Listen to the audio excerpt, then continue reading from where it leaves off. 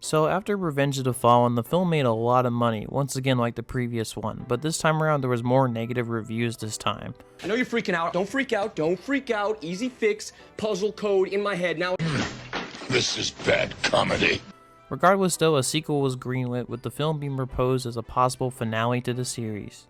Even with Bay himself saying that this is actually going to be his last Transformers film, and this film of course was Transformers Dark of the Moon. Leading up to Dark of the Moon, there was actually a lot of surprising media to tie in with the film's release. And one of those pieces of media is actually my favorite movie tie-in of all the Transformer games, which I know isn't saying much, but that is Transformers Dark of the Moon, the video game. Gotta love these original titles, guys. This game was actually designed to be a tie-in to the third live-action Transformers film. You know, the one where Shia kicks a car non-stop.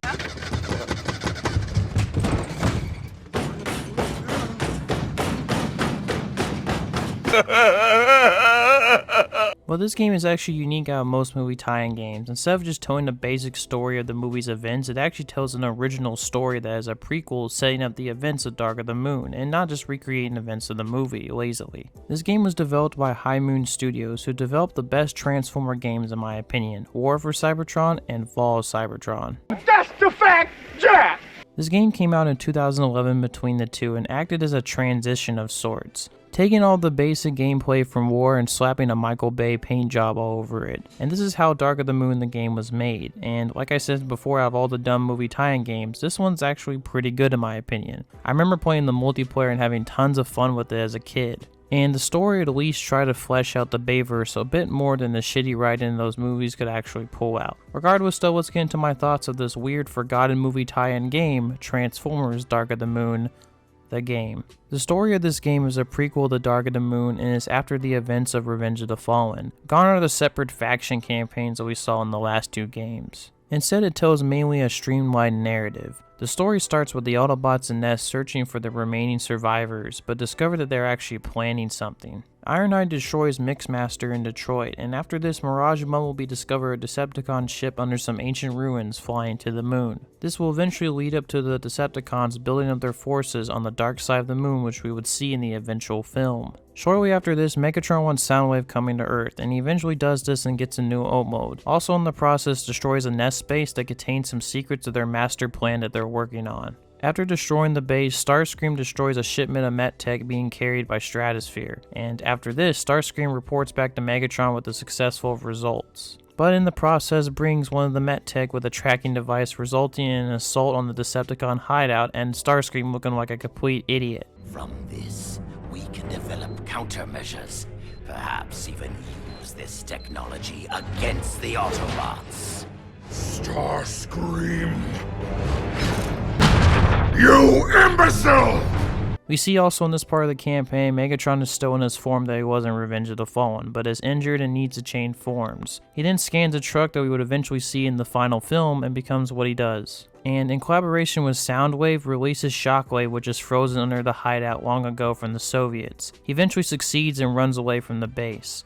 Shockwave fights Optimus Prime and escapes after the battle. Later in Africa, the Decepticons meet up and Megatron sends Shockwave to Chernobyl to get one of the pillars connecting to the beginning of the Dark of the Moon events. So what was my thoughts on the campaign? I overall thought it was pretty decent. Definitely an improvement over the movie tie-ins that came in prior, at least the first and second movies, which basically just retold the movie's events but just disjointed. I do like how the story focuses on the Transformers of the Bayverse, giving them much needed personality than the movies actually gave to the characters themselves. Like, I love how seeing the banter between Ratchet and Ironhide as they talk to each other in the Detroit mission. Just the gameplay mainly switching between Decepticon and Autobot factions instead of separate campaigns this time around also creates a nicely central narrative. I also just like the simple fact that this is actually a prequel to Dark of the Moon, and when it comes with that, it also helps explain some of the plot holes that that film actually created. Like it explains how Megatron got his new ult mode, or how Soundwave got to Earth, or how also Shockwave came into the world as well. Also, the variety of locations in the campaign are pretty good as well, and I just do like the fact that the game actually attempts to also explore some aspects of the Bayverse.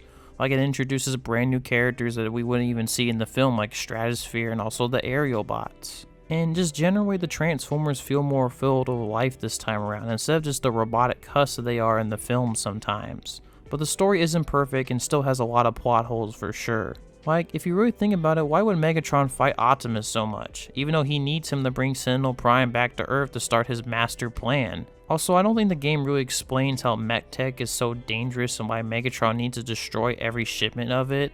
I get it was the huge new gimmick with Dark of the Moon and also with the toy line, but still I think the game could have at least explained it a little bit more, or at least visually. The voice acting this time around compared to previous games is also just very good. Using actors from the Cybertron games to come in and fill some of the characters is actually really great. In Dear War, they finally got Starscream and Ironhide's voice finally right in a Transformers game. Jesus. Still, I don't think the story is amazing or anything, but absolutely an admirable effect at least makes something original.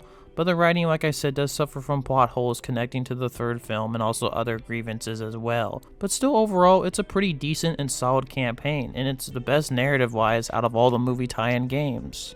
Now for the gameplay of this game, which is pretty much ripped out of War for Cybertron like I said earlier. You're still able to transform and also have a hover mode with the weapons and a vehicle mode. And the hover mode and the vehicle mode actually makes some sense this time around, as it kind of plays into the bit of the movie mech tech gimmick that the toy line in the movie had as well, so it's pretty great. You have 2 weapons and specials unique to your character, and if you like War's gameplay, you will like Dark of the Moons pretty much, as it really just takes a lot of elements from that game and puts them into here.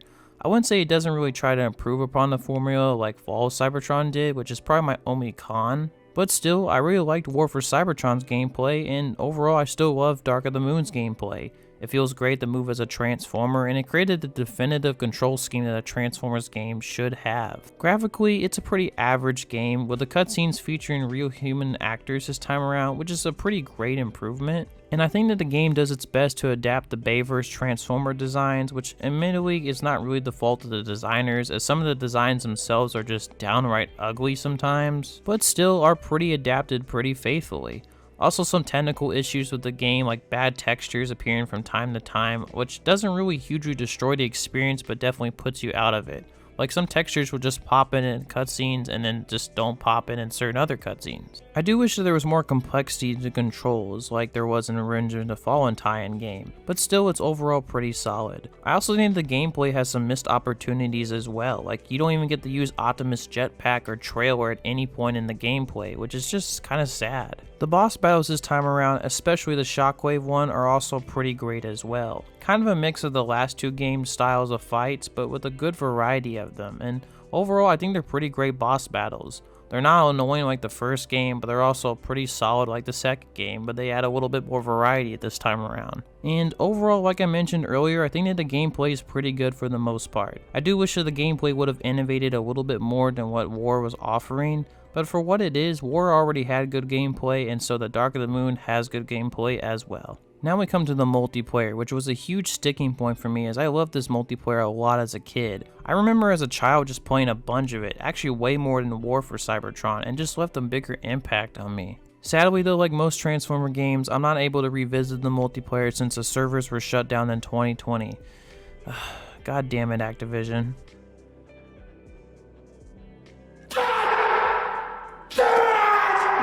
From what I remember in the multiplayer though, you can customize your own Transformer with different colors and classes, like either scouts, hunters, commanders, or warriors. You can also play as certain characters that we weren't able to play in the campaign, like Ratchet, or other characters like Shockwave as well, and that was pretty great. From what I can remember on the maps, despite most of them being from the campaign, are also just fun to play on.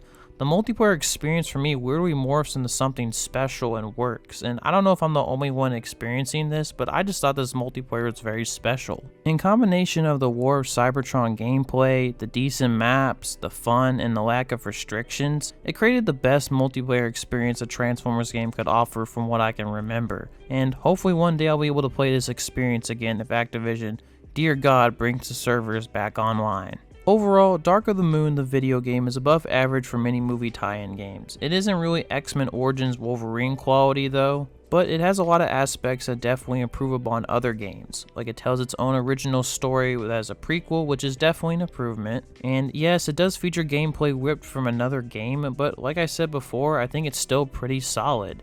And the multiplayer brings up fond memories from my childhood and overall was pretty great from what I can remember and weirdly special. I think the game just suffers from a lot of aspects that a lot of movie tie-in games as well. The story itself is kind of full of plot holes occasionally, and just the lack of innovation the gameplay offers, in my opinion, was disappointing. The graphics aren't amazing as well, and overall, like I said, it's not a 10 out of 10 game. Still, Dark of the Moon is still the best movie tie-in game above the other Transformers games, and in my opinion is an underrated game in the Transformers catalog. I won't say it's amazing, but if you're interested in revisiting the Bayverse and also getting a little bit more out of it instead of a movie tie-in in video game form, this is the best way to go for it.